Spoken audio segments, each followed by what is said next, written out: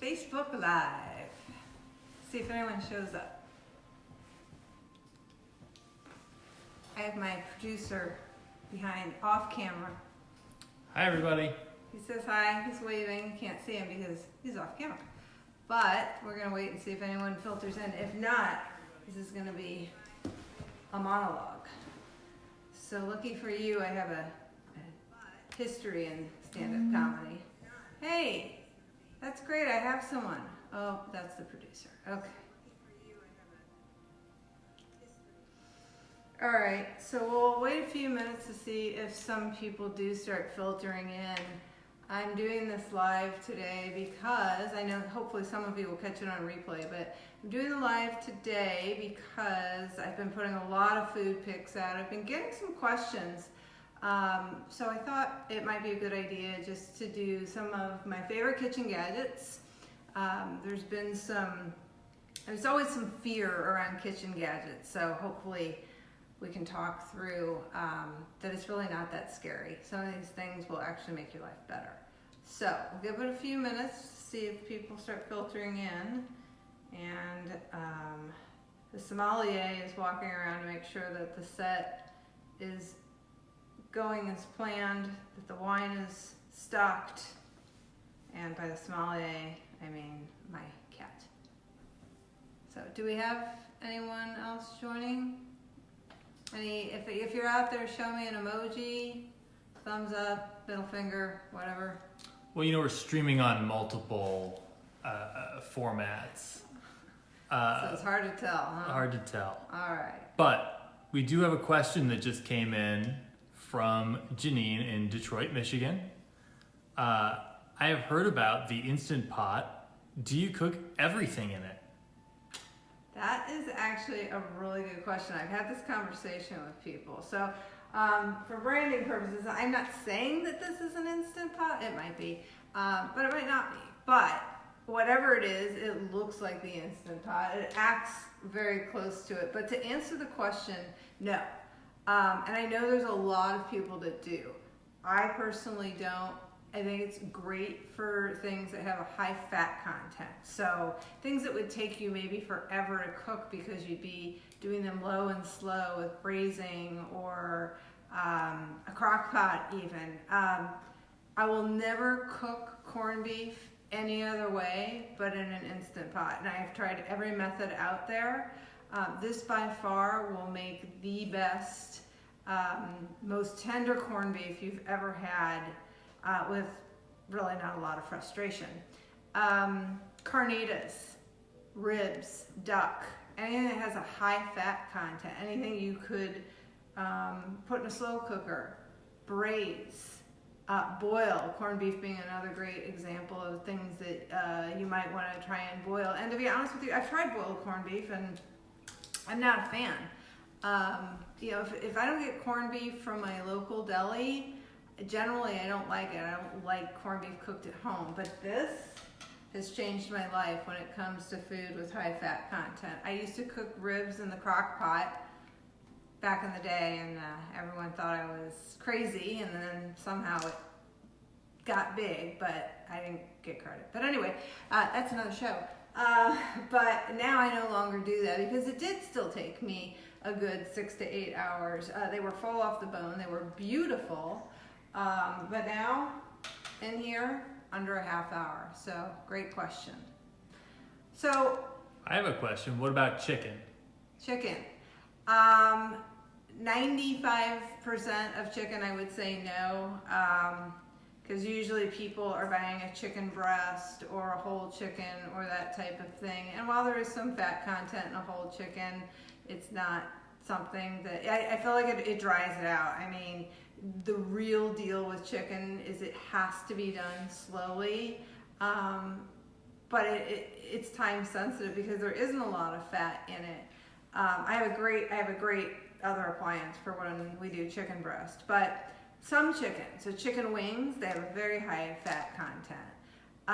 Maybe if you're doing some thighs, thighs are pretty forgiving with skin on. Definitely I would consider thighs, and I have a great 5-minute chicken wing recipe. I do a lot of things that are Asian influenced, hoisin based, a little bit of soy. These little things punch a lot of flavor without a ton of calories or fat. So wings, definitely a winner chicken dinner in that. Where can we see your wings from the Instant Pot? Oh, well, my goodness. Probably everywhere. They're on Twitter. So if you guys are on Twitter, the handle for that is C, like the letter C, I can cook that. So C, I can cook that. Instagram, Chef Steph _ I can cook that. Facebook, obviously, you know where to find me. I can cook that. The original, don't be mistaken. And then I'm sure there is another place, but I'm drawing a blank right now. So everywhere. Everywhere I am, you can see those wings. And if you want the recipe, I'm telling you, it's sometimes I'm reluctant to share the recipes because they're so easy. I think people are going to laugh at me. But if you like your things, if you like time savers in the kitchen, if you like things easier, and you don't want to recreate the wheel, then follow me and continue to ask questions. All right, so I'm just going to go through some of my favorite gadgets here. So I think we've covered pressure cooking a lot. So let's move over to the sous vide. So a lot of times, I use the sous vide all the time. And when I tell people, they kind of give me the deer in the headlights look, like that's something that's in fancy kitchens. And you know, they've made it mainstream. They've made it so we can have it at home. And really, it's not intimidating. The concept might be intimidating, but the actual piece of equipment is not. Think of a thermometer. So when this is plugged in, this lights up and you can dial it to whatever temperature that you want. I don't know if you can see that, but literally it's like a giant thermometer. This is just a plastic bucket, you know? You fill it with water. I have this covered on the outside because I think it helps insulate it. I also have a silicone cover for it. You literally clip it. Hopefully you can see that, but you literally clip it.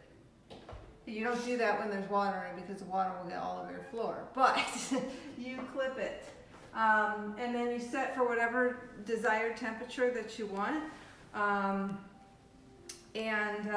you let it go. And then you do a reverse sear on that. And what a reverse sear is, after your protein is cooked to the desired temperature, throw it on a screaming hot pan for a few minutes just to get some texture and some color, and maybe it cooks at another degree or 2. But there is a learning curve, you know, but you really can't overcook it because you're just cooking in a temperature that you specify. So if you like medium rare meat, medium rare is anywhere between 132 and 138. You might want to start setting this at 135. Put it in for a half hour or an hour. See, you'll learn it. Just kind of like how you've learned your iPhone and how your iPhone learns you. Kind of the same concept there. One thing I will talk about is the sealing method for the proteins that you put in here. I have a Food Saver. Food Saver is one of those vacuum, those machines you press a button and vacuum seals it. I love it. There's another method out there. You can, you know, Google a video on it. And if you don't have a Food Saver, you can use a Ziploc bag. I am not so good with the Ziploc method, I'll be honest with you. My husband, Sean, he actually prefers the Ziploc method, and whenever he's home, I ask him to do it that way. So easy to do. We'll show in another video. Okay, so do we have any questions on the sous vide? Anyone? Nothing on the sous vide. Why don't you tell us about the tiny food processor? Yes. So, I have purchased the world's smallest food processor, like for reals. But You would be surprised what I can cram into that thing. So, I'm really against, I mean, it's funny. If you were to ask Sean if I'm against big kitchen gadgets, he would say no. I would say yes. I like things that I'm going to use. I use this all the time. And honestly, I use this all the time, but I was really against buying a gigantic food processor or mixer or something with 18 blades that's going to take up a ton of counter space. We live in California, and spaces are smaller here than around some of the rest of the parts of the country and the world. Plus, I mean, really, what do I need 18 blades for? So I did need something because I wanted to start dabbling in cauliflower mashed potato and pesto and that type of thing. So I did. I bought the world's smallest food processor. I use it for things just like I mentioned. And while I'm on the subject of tips and tricks, one thing I want to throw out there for a tip, I don't think we have many more questions, so I'm going to wrap it up. I want this to be an enjoyable replay for those of you that do replay it or share it. And I also would like it to be an enjoyable first live. Tips and tricks. So cauliflower pizza crusts and sandwich thins are all the rage. Excuse me. I use them all the time.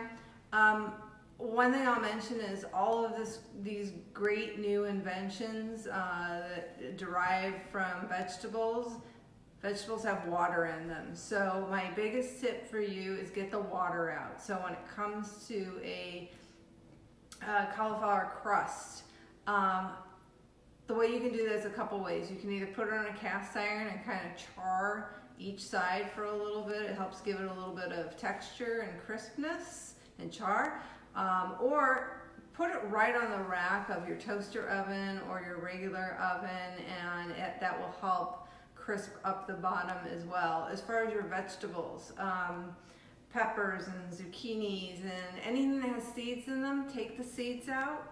That is where most of the water content stays, so make sure you take your seeds out. And if you're doing tomatoes or something like that on a cauliflower pizza, dry your tomatoes out. And how you do that is literally just cutting them, laying them on a paper towel, one paper towel on the bottom, one on the top, and I like to take a cast iron or a steak weight or something and really, press them down, and they'll dry out relatively quickly, and that way you don't get all this water on whatever you're cooking. Excuse me. We have a question coming in from Miranda in Orange County. What makes your pesto vegan, and is it really just 6 ingredients?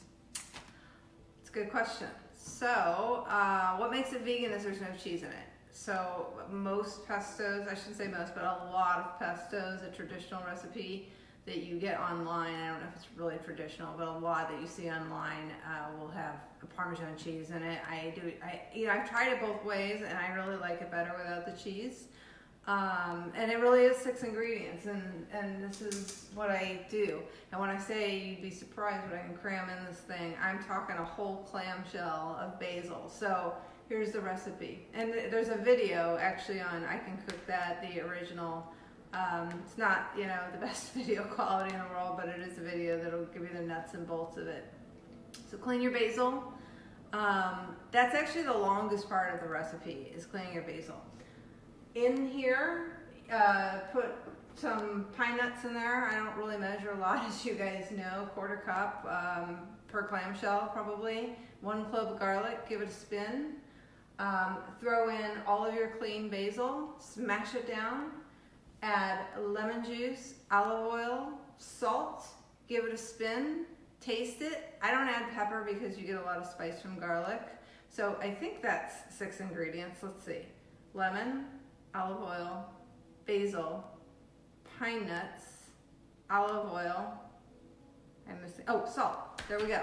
6. So yes, Miranda, it is 6 ingredients, and it is vegan. So have fun with that, and let me know if you try it. All right, I think that's pretty much it. Check out some recipes. Let me know if you have any questions. I have I'm not keto, but I do a lot of keto recipes. I am low carb, I'm not no carb. So, but I do a lot of carb-free recipes, keto pizza being one of them. So, and you can have a lot of fun with that. So check that out. Sous vide, I want to come back to that for just a second. A really good option for busy people, working people. When you go to the grocery store, get your chicken breasts. That's what we're going to talk about. What's good in the sous vide? Chicken breast. So maybe not so much the pressure cooker, definitely the sous vide. I do a little mustard on the outside. I kind of pocket in my chicken breast.